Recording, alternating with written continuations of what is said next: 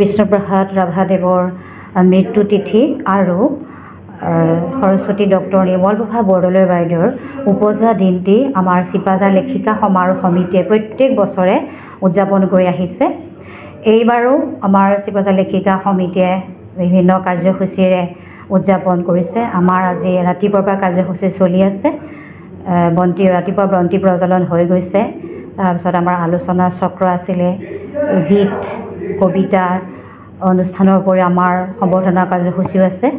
আমাৰ দৰঙৰ গৌৰৱ পদ্মশ্ৰী বঁটা প্ৰাপক বিষ্ণুপ্ৰভা বঁটা প্ৰাপক পদ্মশ্ৰী ধ্ৰুৱ ভূঞাৰ দেৱক আমি সম্বৰ্ধনা জনাওঁ আৰু আমাৰ চিপাঝাৰ লেখিকা সমিতিৰ এগৰাকী সদস্যাই PhD ডিগ্ৰী লাভ কৰিবলৈ সক্ষম হৈছে, তেখেতকো আমি সম্বৰ্ধনা জনাওঁ।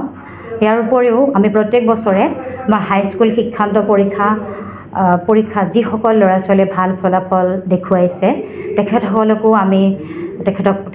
উৎসাহ যোগাবৰ বাবে আমাৰ সমিতিৰ তৰফৰ পৰা সম্বৰ্ধনা জনোৱা হয়। আজি তেখেতসকলকো আমি সম্বৰ্ধনা জনাম আৰু বিভিন্ন কাৰ্যসূচী আমাৰ লেখিকা সমিতিয়ে এনেদৰে উদযাপন কৰি